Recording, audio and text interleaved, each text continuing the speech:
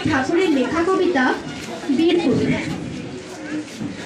মনে করো যেন বিদেশ ঘুরে মাকে নিয়ে যাচ্ছি অনেক দূরে।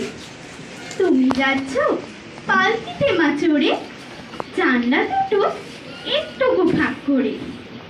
আমি যাচ্ছি রাঙা ঘোড়ার পরে, টগবগিয়ে তোমার পাশে পাশে। রাস্তা থেকে ঘোড়ার ঘুরে ঘুরে রাঙা ধুলোয় মেঘ গড়িয়ে আসে। সন্ধে হলো, সূর্য নামে পাখি এলেন যেন জোড়া দিঘির মাঠে। ধুধু করে যেদিক পানি চায়, কোনোখানে জনমানব নাই। তুমি যেন আপন মনে তাই ভয় পেয়েছ, ভাবছ এলেন কথা। আমি বলছি ভয় করো না মাগো, ওই দেখা যায় মরা নদীর সোঁতা। চোর কাটাতে মাঠ দিয়েছে ঢেকে, মাঝখানেতে পথ দিয়েছে দেখে।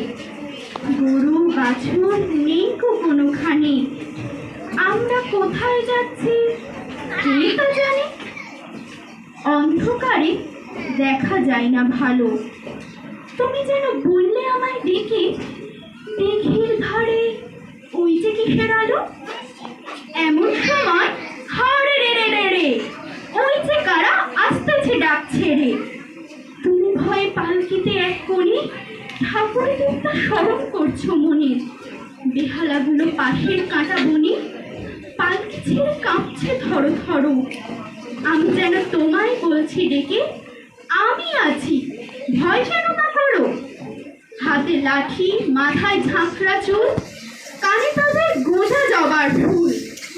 আমি বলি দাঁড়া, খবরদার, এক পা কাছে আসিস যদি আর, এই চেয়ে দেখ আমার তলোয়ার, টুকরো করে দেব তোদের সেরে।